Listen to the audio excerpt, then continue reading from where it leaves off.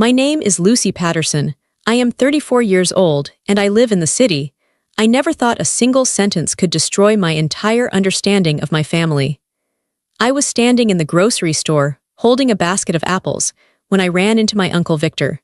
He has always been the kindest one in our family, but that day, he looked nervous. He looked at me with deep pity in his eyes. I smiled at him and said, "I can't wait for Mark's wedding next month. I finally found the perfect dress." Uncle Victor didn't smile back. He put a heavy hand on my shoulder. His voice was very quiet, like he was afraid to break the news. "Lucy," he said, "the wedding was last week." The world stopped. I felt cold all over. My hands shook as I pulled out my phone right there in the aisle. I opened social media. And there it was, hundreds of photos. My mother in her blue silk dress. My father raising a glass of champagne. My brother Mark kissing his bride. Everyone I loved was there, laughing and celebrating. Everyone except me. They didn't just forget to invite me. They hid it from me. They erased me. And the worst part. A month later, when they thought I still didn't know, they had the nerve to ask for the keys to my lake house. But before I tell you how everything flipped, like and subscribe, drop a comment. Where are you watching from? My name is Lucy Patterson. I am 34 years old. I drove to my parents' house. I don't remember the drive. I don't remember stopping at red lights or using my turn signal. My body was on autopilot. My mind was stuck on that picture on my phone. My brother Mark in a tuxedo, my mother in blue silk, my father holding a glass of champagne. They looked so happy. They looked complete. And I wasn't there. I pulled into the driveway. My parents' house looked the same as always. The grass was cut. The porch light was on. It looked like a home. But as I stared at the front door, I felt sick to my stomach. I felt like a stranger. I turned off the car engine. My hands were gripping the steering wheel so hard my knuckles were white. I took a deep breath. I told myself to stay calm. I needed to hear them say it. I needed to hear why. I walked up the steps and unlocked the door. I still had a key. I wondered for the first time if they resented that I had a key. Inside, the house smelled like roast chicken. It was a Tuesday night. Family dinner night. Usually I was invited. Tonight my phone had been silent. I walked into the kitchen. They were all there. My mom, my dad, and Mark. They were sitting at the round wooden table, eating. Mark was laughing at something my dad said. When I walked in, the laughter stopped. It wasn't a slow stop. It was instant. The room went dead silent. Forks froze halfway to mouths. My mother looked up and her eyes went wide. She didn't look happy to see me. She looked annoyed. She looked like I had interrupted a private meeting. "Lucy," my mom said, her voice was flat. "We didn't know you were coming over." She didn't ask how I was. She didn't offer me a plate. She just stated a fact. I stood by the refrigerator. I felt cold. I looked at Mark. He looked away, focusing on his mashed potatoes. He couldn't even look me in the eye. "I saw the photos," I said. My voice was quiet, but it didn't shake. "I saw the photos of the wedding." The silence stretched out. It felt heavy. I waited for an apology. I waited for someone to jump up and say, "Oh my God, Lucy, it was a mistake. The invitation got lost." I waited for them to cry. I waited for them to hug me. None of that happened. My father put his fork down. He took a sip of his wine. He looked at me with a tired expression, like I was a child throwing a tantrum over a broken toy. "It was a small ceremony, Lucy," he said. "Very small. There were 100 people in the photos," I said. "I saw cousins from Ohio. I saw neighbors. I saw Mark's college roommate." "It happened very fast," my mother added. She wiped her mouth with a napkin. "We didn't want to overwhelm you. You've been so busy with work. We know how stressed you get." "Stressed," I repeated. "It was my brother's wedding. I bought a dress. I asked you about the date 3 times last month. You told me it hadn't been set yet." Mark finally looked up. He looked defensive. "Look, Lucy, don't make a scene. This is exactly why we did it this way." I felt like I had been slapped. "What do you mean? You bring a certain energy," Mark said. He waved his hand in the air, gesturing at me. "You're always so intense. You always make things about you. We just wanted a peaceful day. We wanted it to be easy." I stared at him. I thought about the last 10 years. I thought about the time I drove Mark to the emergency room at 3 a.m. when he broke his leg, because Mom and Dad were too tired to drive. I thought about the time I paid for Mom's dental surgery because Dad didn't have the cash right now. I thought about every birthday, every holiday, every crisis where I was the one fixing things, paying for things, soothing things. "I make things about me," I asked. "I have spent my entire adult life taking care of this family. See, my mother said, pointing a finger at me. This is what we mean. You're doing it right now. You're raising your voice. You're making us feel guilty. It's exhausting, Lucy.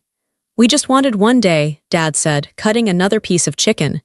Just one day where we didn't have to worry about your mood. And it was lovely. It was very peaceful. They went back to eating. Just like that, they dismissed me. I stood there watching them chew. I realized something terrifying. They weren't sorry. They didn't feel guilty. They truly believed they were the victims of my intensity. They viewed my presence as a burden. I looked around the kitchen. I had painted these walls for them 2 years ago. I had bought that refrigerator when the old one died. I had paid for the tiles under their feet. I wasn't a daughter to them. I was a utility. I was an appliance. I was useful when they needed something fixed or paid for, but when it came time to celebrate, when it came time for joy, I was in the way. So I'm optional, I said. My mother sighed. Don't be dramatic, Lucy. Grab a plate if you're staying, but please don't ruin dinner. I didn't grab a plate. I didn't scream. I just stood there, letting the truth sink into my bones. The pain was replaced by a strange, numb clarity. I saw them for the first time, not as the parents I wanted them to be, but as the people they actually were. They were selfish. They were cruel, and they didn't love me, not in the way that matters. I'm not staying, I said. Fine, Mark said. Close the door on your way out. I turned around. I walked to the door. I didn't slam it. I closed it quietly. I walked back to my car. The night air was cool. I looked up at the sky. It was the same sky as before, but the world underneath it had changed forever. I sat in my car for a long time before I started the engine. I didn't cry. I was past crying. I felt hollowed out. I felt like a ghost. I had just watched my family bury me while I was still alive. I didn't go home immediately. I drove around for an hour. I needed to be moving. If I stopped, I was afraid I would collapse. But eventually, I had to go back. I had to sleep. I had to go to work the next day. Life doesn't stop just because your heart breaks. 2 days later, my phone rang. It was Mark. I stared at the screen. I almost didn't answer. But a small, foolish part of me thought, maybe he's calling to apologize. Maybe he realizes how bad this is. I picked up. Hello? Hey, Lucy, Mark said. His voice was cheerful. Completely normal, as if the conversation in the kitchen had never happened, as if he hadn't erased me from his wedding. How are you? I'm here, I said. What do you want, Mark? Whoa, chill out, he laughed. I'm just calling to check in. And actually, I have a favor to ask, a pretty big one. I griped the phone. A favor? Yeah, so you know Sarah and I didn't really get a honeymoon, he said. Sarah was his new wife. The wedding costs were crazy. We're a bit tapped out. He paused, waiting for me to offer money. That was the usual pattern. Mark had a problem. Lucy wrote a check. I stayed silent.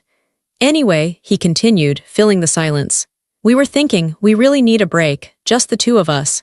And we thought, why not use the lake house? It's sitting there empty. The weather is supposed to be great next week. So can we swing by and grab the keys? My brain couldn't process it. He wasn't asking to borrow a cup of sugar. He was asking for a vacation home. My vacation home. The place where I went to escape. You want to use the lake house, I said flatly. For your honeymoon. Yeah, it would be perfect, he said. Mom and Dad said it would be fine. They said you wouldn't mind. Mom and Dad said it would be fine? Yeah. They said it's family property, so we should just use it. It saves us spending money on a hotel. Family property. The phrase echoed in my head. Mark, I said, who pays the mortgage on the lake house? I don't know, he said. You handle the bills, right? Who paid for the new roof last year? I asked. You did, I guess, he said, sounding impatient. What's your point? Who pays the property taxes? Who pays the insurance? Who goes up there every spring to clean out the gutters and scrub the floors? You do, Lucy. We know you're good at that stuff, he said. Look, why are you making this difficult? We're family. What's yours is ours, right? That was it. The core of their belief system. What's yours is ours, but it never worked the other way. What was theirs was theirs. Their happiness was theirs. Their parties were theirs. Their wedding was theirs. But my money, my house, my labor, that belonged to the tribe. You didn't invite me to your wedding, I said. You told me to my face that I was unwanted.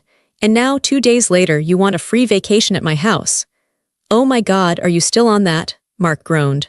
That was one day, Lucy. This is a house, it's a building. It's not emotional, don't be petty. Sarah is really looking forward to it. Petty? I whispered. Yes, petty, punishment. That's what you're doing. You're punishing us because you got your feelings hurt. It's childish. I closed my eyes. I saw the dynamic clearly for the first time. It wasn't just that they didn't love me. It was that they felt entitled to me. They thought they owned me. They thought I existed to serve them, and that I should be grateful for the opportunity. If I said yes, nothing would change. They would go to the lake. They would drink wine on the deck I paid for. They would sleep in the beds I made. They would leave the trash for me to clean up, and they would still think I was annoying. If I said no, well, I had never really said no before, not like this. I'm not being petty, I said. I'm waking up. What does that mean? Mark asked. I'm going to the lake house this weekend, I said. I'm going alone. But, no, Mark, you can't have the keys. You can't use the house. Book a hotel. Mom is going to be pissed, Mark threatened. His voice dropped low. She promised Sarah. Then Mom can pay for your hotel, I said. I hung up the phone. My heart was pounding like a hammer against my ribs. I felt dizzy. I had just said no. I had just denied them access. I sat down on my sofa. I looked around my quiet apartment. I felt terrified. I knew a storm was coming. My family didn't take no well. They would come for me. They would guilt me. They would attack. But under the fear there was something else. A tiny spark, a feeling of lightness. I had drawn a line in the sand. I stood up. I went to my closet. I pulled out my suitcase. I wasn't just going to the lake house to relax. I was going there to find the truth. Mark had said it was family property. My parents acted like they owned it. But I remembered signing the papers. I remembered every check I wrote. I needed to see the proof. I needed to see it in black and white. I was going to the lake house to dig. The drive to the lake house took 3 hours. Usually, I loved this drive. I loved watching the city fade away and the trees take over. But this time, I drove in silence. No radio, no podcasts, just the hum of the tires on the asphalt. I arrived just as the sun was setting. The house sat on a hill overlooking the water. It was a beautiful A-frame cabin with large windows. It looked peaceful. I parked the car and walked up to the door. I unlocked it. The air inside was stale. It had been closed up for a month. I turned on the lights. I looked around. I saw the rug I had bought at a flea market. I saw the bookshelf I had assembled. I saw the mugs I had picked out. Every single thing in this room was here because of me. My parents and Mark came here all the time. They used it for 4th of July. They used it for birthdays. They brought their friends. They treated it like their personal resort. But they never brought supplies. They never fixed anything. If a light bulb went out, they left it for me. If a toilet clogged, they called me. I walked into the small office off the kitchen. This was where the filing cabinet was. This was where the history of the house lived. My grandfather had built this place. When he died 10 years ago, there was a lot of confusion. My father had bad credit. My mother didn't work. Mark was in college. They had told me, Lucy, you have a good job. You sign the papers. We'll handle the rest later. We'll make a family trust. I was 24. I trusted them. I signed. I opened the metal drawer of the filing cabinet. It squeaked. I started pulling out folders. Mortgage, insurance, taxes, maintenance. I sat on the floor surrounded by paper. I started reading. I looked at the deed. It was dated 10 years ago. Owner, Lucille Marie Patterson. There were no other names. No and James Patterson. No and Martha Patterson. Just me. I looked at the mortgage statements. 10 years of monthly payments. Every single one came from my personal checking account. I looked at the tax records. Paid by me. I looked for the family trust documents. My father had talked about the trust for years. The house belongs to the trust, he would say. We all have shares.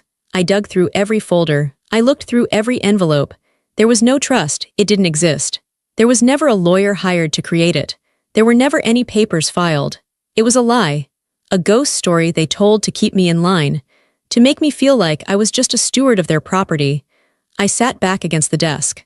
I held the deed in my hands. The paper felt heavy. They had lied to me for a decade. They let me pay for everything, hundreds of thousands of dollars over the years, while they convinced me that I didn't really own it. They manipulated me into believing that my name on the paper was just a technicality, a favor to them because of Dad's credit. But legally, in the eyes of the world, this was my house. It wasn't family property. It wasn't Mark's honeymoon suite, it was mine. I felt a surge of anger so hot it made my face burn. I thought about Mark saying, Mom promised Sarah. Mom promised Sarah my house. Mom promised Sarah my sanctuary. They were generous with my things because they didn't respect my ownership. I stood up. I walked to the window and looked out at the dark lake. The moon was reflecting on the water. I realized I had been the perfect victim. I was competent, I was solvent, and I was desperate for their approval. I paid the bills hoping they would love me. I fixed the roof hoping they would say, "Good job, Lucy." I bought my way into my own family, and it still wasn't enough. They still cut me out of the wedding. I turned away from the window. I looked at the pile of papers on the floor. I needed to stop being a daughter. I needed to start being a landlord. I needed to start being a business owner. I couldn't do this alone, I knew that. If I tried to confront them with just my words, they would gaslight me. They would cry. They would call me crazy. They would say I was remembering it wrong. I needed armor. I needed backup. I took out my phone. It was late, almost 10 p.m. I texted my friend Chloe. "I need help, it's bad, can you talk tomorrow?" She replied instantly. "I'm awake, call me." I called Chloe. I sat on the floor of the office, surrounded by the papers, and I told her everything. I told her about the wedding, the photos, the energy comment, the request for the lake house, the fake trust. I cried. It was the first time I had really let it out. I sobbed until my throat hurt. Chloe listened. She didn't interrupt. She let me fall apart. When I was done, her voice was hard. "Lucy, stop crying. Listen to me, you are done. You are done being their doormat." "I know," I sniffled. "No, you don't know. You think this is a family fight. It's not. This is financial abuse. This is theft. You need a lawyer."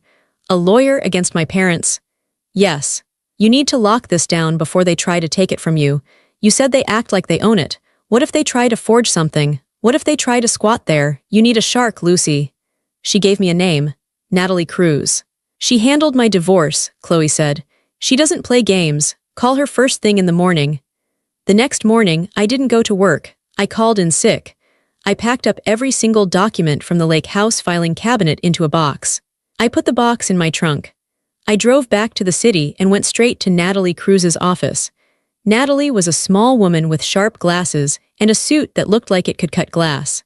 She sat across from me at a large mahogany table. She didn't offer me tea and sympathy. She asked for facts.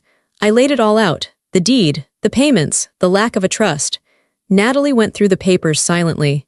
Her eyes scanned the pages fast. She made notes on a yellow pad. After 20 minutes, she took off her glasses. "Okay," she said. "Here is the reality. You are the sole legal owner of the property. There is no ambiguity here. The verbal agreements your family talks about, this trust, it's meaningless in court. It doesn't exist." I let out a breath I didn't know I was holding. "So they can't take it?" "No," Natalie said. "But we have a problem. You've established a precedent of tenancy. You've allowed them to use the property freely for 10 years. If we want to lock them out, we need to do it formally. We need to send notice." "Notice? A cease and desist. Or a formal notice of trespassing if they show up without permission. We need to change the locks. We need to install cameras."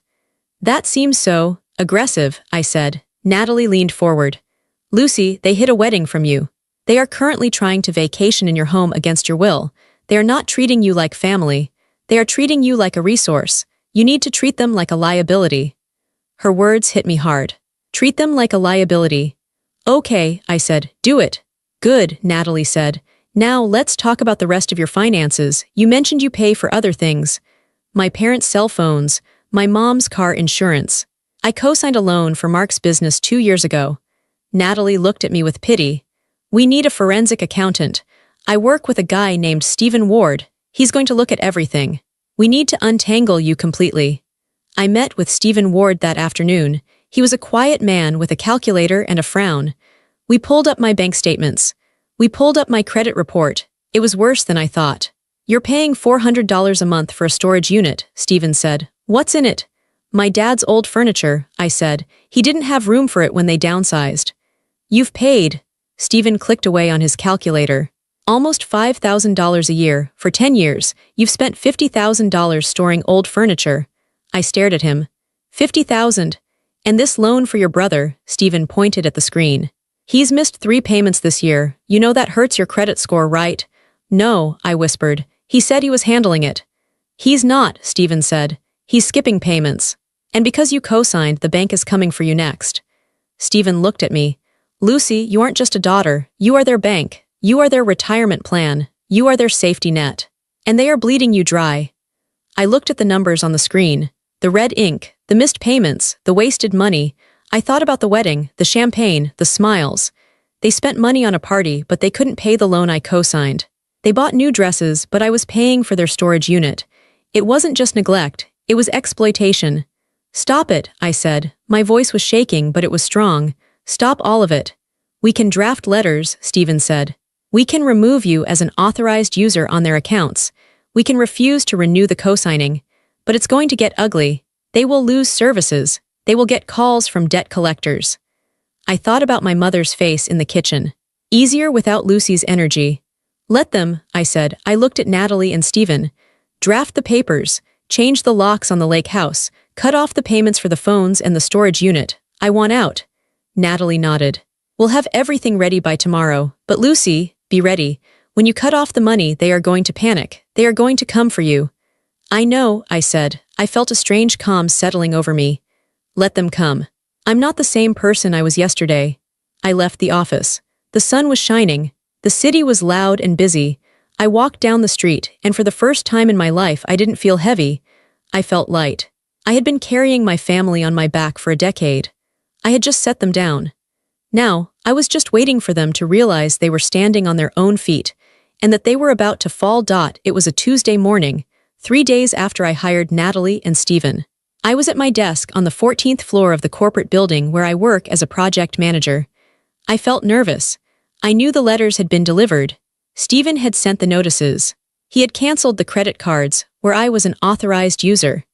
He had sent a formal letter to the bank regarding Mark's loan, stating I would not renew the co-signing agreement. And Natalie had sent the cease and desist letter regarding the lake house. I was waiting for the explosion. At 10:15 a.m., the phone on my desk rang. It wasn't my cell phone. It was the internal line from the security desk in the lobby. Miss Patterson, the guard David asked, I have 3 individuals here to see you. They say they are your family. They are quite agitated. My stomach dropped. They hadn't called. They hadn't texted. They just showed up. They were trying to ambush me at work, knowing I would be embarrassed. They thought I would come down and give them whatever they wanted just to make them stop causing a scene. That was the old Lucy. I'm not expecting visitors, David, I said. My voice was steady. Please tell them I am in a meeting and cannot come down. I tried telling them that, ma'am, David said. He sounded stressed. They are refusing to leave. The older woman is shouting that she is your mother and she has a right to see you. I closed my eyes. I could picture it. My mother, in her victim mode, screaming at a minimum wage security guard. My father, standing behind her with his arms crossed, looking stern. Mark, probably pacing around looking for a way to sneak past the turnstiles. I took a deep breath. David, do not let them up. I am authorizing you to remove them if they disrupt the lobby. They are not allowed on this floor. Understood, Miss Patterson, David said. I hung up. I sat there for a moment, shaking. Then I realized something. I didn't want to hide. I wanted to see it. I wanted to see them hit a wall. I stood up and walked to the elevator. I pressed the button for the lobby. When the doors opened on the ground floor, the noise hit me instantly. This is ridiculous, my mother was yelling. She was standing at the security desk, her face red. She is my daughter. You can't keep me from my daughter. Ma'am, you need to step back, David was saying calmly. He was a big man, and he wasn't intimidated. My father was pointing a finger at another guard. Do you know who I am? I am her father. I want to speak to your manager. Mark saw me first. He was standing near the glass doors. He pointed at me. There she is, my mother whipped around. Her eyes locked onto me. She didn't look like a loving mother. She looked like a predator. She marched toward the turnstiles, but the glass barrier was closed. She couldn't get to me. For the first time in my life, there was a physical barrier between us. They couldn't touch me. I walked up to the secure side of the turnstiles. I stood there, calm and silent. Lucy, my mother screamed. People in the lobby were staring. Executives in suits were stopping to watch. Usually, I would have died of shame. But today, I felt detached. What is the meaning of this? Our cards were declined. The bank called Mark saying you pulled the backing on his loan. Are you insane? I'm not insane, I said. My voice was quiet, but in the echo of the lobby they heard me. I'm just finished. Open this gate, my father barked. We need to talk now. No, I said. We don't. You changed the locks on the lake house, Mark shouted. Sarah and I drove up there yesterday and our key didn't work. Do you know how embarrassing that was? We had groceries in the car. It's my house, Mark, I said. I didn't invite you. We are your family, my mother wailed. She grabbed the metal bars of the turnstile and shook them. How can you be so cruel after everything we've done for you?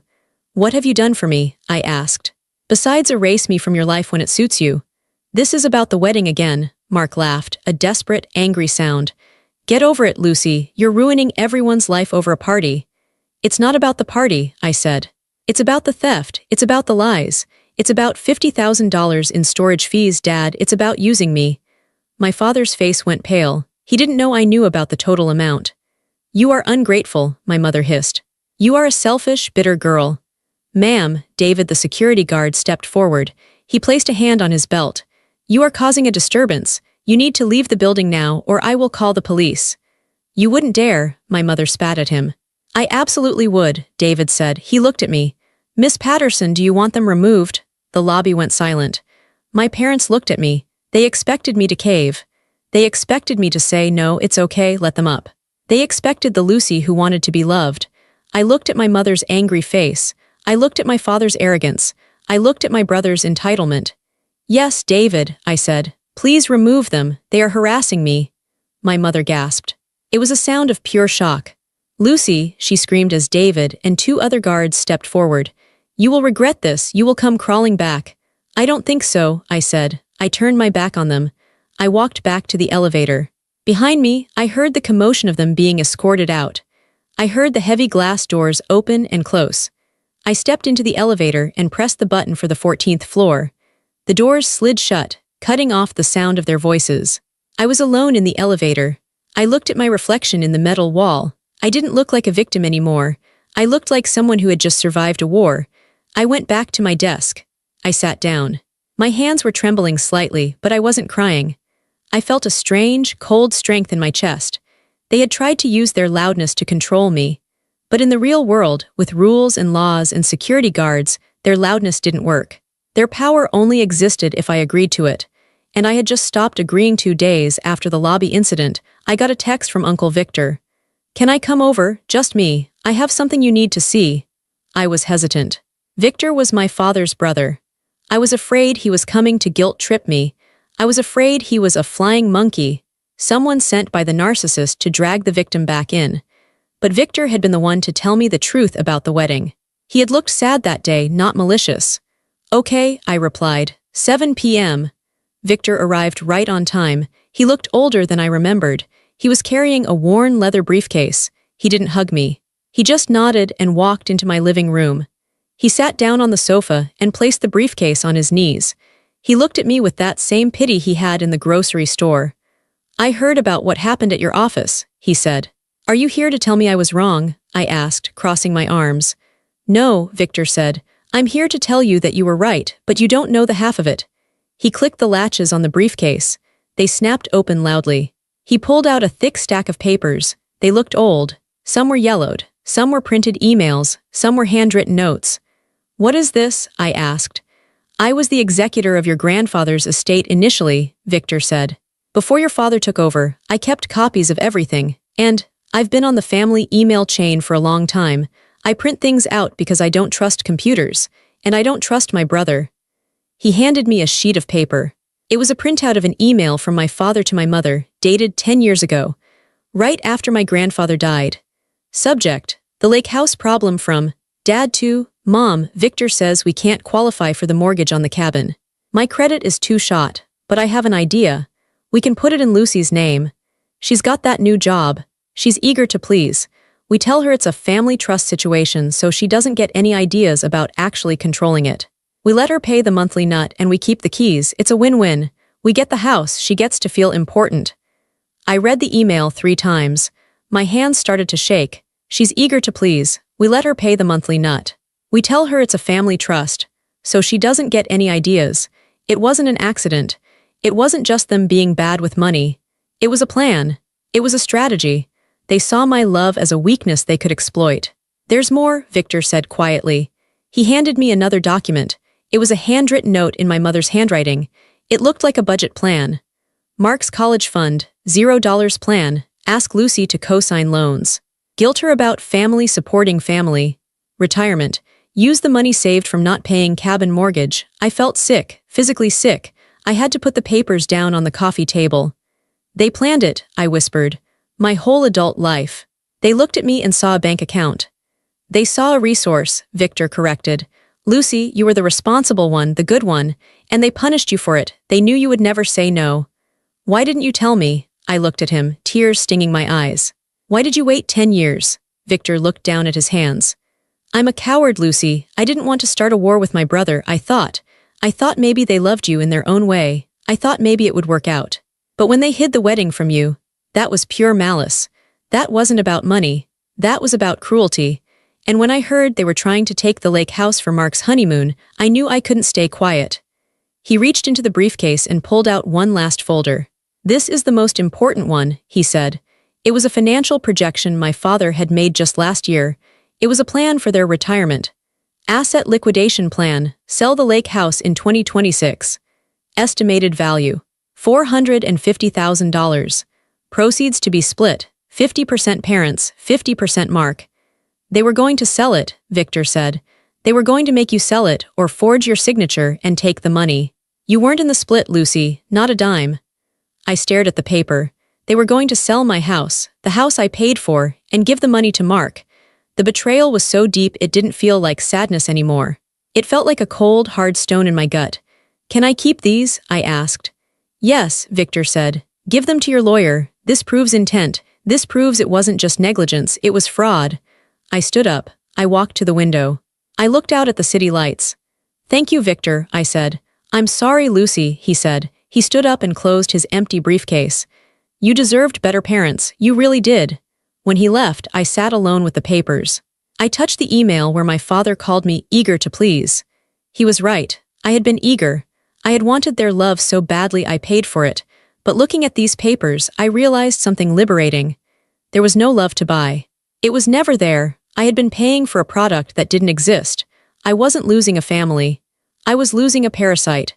I took a picture of the documents and emailed them to Natalie and Stephen. Then I put them in my safe. I went to bed, and for the first time in a month, I slept without dreaming. The fallout wasn't an explosion. It was a slow, grinding crumble. Once Stephen cut off the money, the reality of their lives caught up with them fast. The first thing to go was the cell phones. I had been paying the family plan for 6 years. I canceled the lines on a Monday. By Tuesday afternoon, I had 12 missed calls on my work line from a random number. I didn't answer. Then, the storage unit. I stopped paying the bill. The storage company sent a notice to my parents' address saying that if the bill wasn't paid in 30 days, the contents would be auctioned. My mother left me a voicemail. Her voice was shrill. Lucy, they are going to sell Grandma's antique dresser. How can you let this happen? Send the money now. I didn't send the money. I deleted the voicemail. Then came the big one. Mark's loan. Because I had formally removed my backing and alerted the bank to his missed payments, the bank froze his credit line. His small business, a consulting firm that mostly seemed to involve him going to lunch, couldn't operate without that credit. I heard from a cousin that Mark had to fire his assistant. I heard he had to move out of his fancy office space and back into his basement. And then, the social fallout began. Because I had the documents from Uncle Victor, I wasn't afraid of their lies anymore. When relatives called me to ask why I was being so mean to my poor parents, I didn't argue. I just sent them a screenshot. I sent Aunt Linda the email where Dad called me, eager to please, and planned to use me. I sent Cousin Mike the budget showing $0 for my wedding fund and thousands for Mark. The silence that followed those texts was deafening. People started to pull away from my parents. The cousins from Ohio canceled their visit for Thanksgiving. Neighbors stopped waving. The truth travels fast in a small town, and proof travels faster. My parents tried to maintain appearances. They posted photos on Facebook of them smiling at dinner, but I noticed they were eating at a cheap diner, not the expensive steakhouse they used to go to on my dime. My mother looked tired in the photos. Her hair wasn't dyed. I realized I used to pay for her salon appointments too. 3 weeks after the lobby incident, I drove past their house. I didn't stop. I just looked. The grass was long. The flower beds were full of weeds. The blinds were drawn. It looked like a house that was slowly dying. Without my money and my labor, the illusion of their perfect life was falling apart. They were drowning in the reality they had created. I felt a pang of sadness. I am human and they are my parents. It hurt to see them struggle. But then I remembered the wedding. I remembered the lake house. I remembered the asset liquidation plan. If I went in there and fixed it, if I paid the gardener and the phone bill and the loan, they wouldn't love me. They would just go back to using me. I kept driving. A week later, I got a letter from an attorney representing my parents. It was a desperate move. They were threatening to sue me for elder abuse and emotional distress. I showed it to Natalie. She laughed. "This is a joke," she said. "They have no case. You have no legal obligation to support them. And we have the evidence of their fraud. If they sue you, we will countersue for the money you spent on the storage unit and the house maintenance. We will destroy them in court." Natalie sent a reply. It was 1 page. It listed the total amount of money I had given them over 10 years, over $200,000 including the house payments. It attached the email from Uncle Victor. It ended with a simple sentence. "Miss Patterson is willing to forego recovering these stolen funds in exchange for a permanent severance of all contact. If you pursue this, we will seek full repayment." We never heard from their lawyer again. They couldn't afford a legal fight. They knew they would lose. Their bluff was called. Their power was gone. I thought that letter would be the end of it. But narcissists don't give up that easily. They need one final attempt to regain control. It was a month later. I received an email from my father. Subject: "Let's talk." "Lucy, enough is enough. We are family. We cannot end things like this. Lawyers are expensive and unnecessary. Meet us at the park by the river. Neutral ground. No yelling, just a conversation, please, for your mother's sake." I debated not going. I had nothing to say. But Natalie told me it might be good to have closure. "Go," she said, "but take a witness and don't sign anything."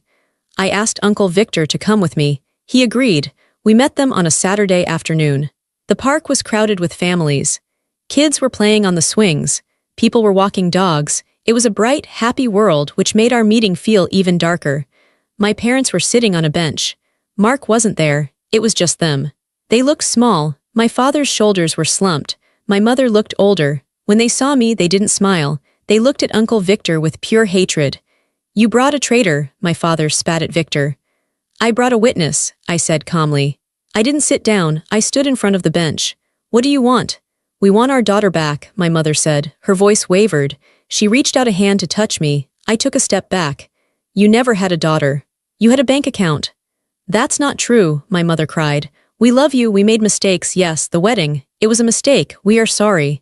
"You aren't sorry you did it," I said. "You're sorry you got caught. And you're sorry the money stopped." "We are struggling, Lucy," my father said. His voice was gruff.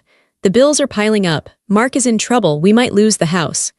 "I know," I said. "I saw the grass." "So you're just going to watch us sink?" he asked. "After we raised you, we gave you life." "You gave me life," I said. "And then you charged me for it. You have taken enough, you took my trust. You took my confidence, you took my money." "We can fix this," my mother pleaded. "Just unlock the lake house. Let Mark use it for a few weekends. Help us with the loan payments just for a few months until he gets back on his feet. We can go back to normal." I looked at them. They still didn't get it. They were still bargaining. They thought the price of my love was a few loan payments. "No," I said. The word hung in the air. "No access to the lake house," I said. "Ever. I am changing the locks again next week just to be sure. I am putting it on the rental market. Strangers will be sleeping there, paying me money. You will never step foot inside again." My father's face turned red. "No shared finances," I continued. "I am not paying your phone bill. I am not paying for the storage unit. If you want to keep that old furniture, you pay for it. If you can't, let it go."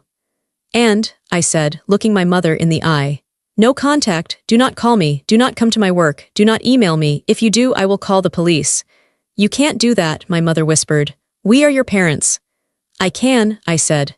"And I am." "Lucy, please," my father said. He sounded desperate now. "We have nothing." "You have each other," I said. "And you have Mark, you chose him. You chose him over and over again. Now you have to live with that choice." I turned to Victor. "I'm ready to go." We walked away. My mother started screaming my name. "Lucy, Lucy, come back." People in the park stopped and looked. A year ago, I would have turned around. I would have run back to hush her, to fix it, to make the scene stop. But I kept walking. I let her scream. Her voice got smaller and smaller the further I walked. I reached my car. I got in. Victor sat beside me. "Are you okay?" he asked. I took a deep breath. The air felt clean. "I'm not okay yet," I said, "but I'm free." 6 months passed. It is autumn now. I am at the lake house. I am sitting on the deck, wrapped in a thick blanket, holding a mug of hot coffee. The air is crisp and smells like pine needles and wood smoke. The lake is a sheet of glass, reflecting the orange and red leaves of the trees. It is quiet. For the first few months, the silence terrified me. I was so used to the chaos of my family. I was used to the phone ringing with a crisis. I was used to the knot of anxiety in my stomach, wondering what they needed next. When that stopped, I felt empty. I had to relearn who I was. If I wasn't the fixer, if I wasn't the provider, then who was Lucy? I started therapy. I started spending time with Chloe and Uncle Victor. We have dinner every Sunday. We laugh, we talk about books and movies. No one asks me for money. No one insults me. I realized that family isn't blood. Family is the people who respect you. I looked at the house behind me. It looks different now. I painted the front door a bright red. I threw out the old rug my mother liked and bought a new one that I liked. I turned the second bedroom, the one Mark used to claim, into a library for myself. I listed the house on a vacation rental site for selected weekends. It brings in enough money to pay the taxes and the insurance. The house is paying for itself now. It's not a drain on me anymore. It's an asset. I haven't spoken to my parents. I heard from Victor that they had to sell their house. They downsized to a small apartment across town.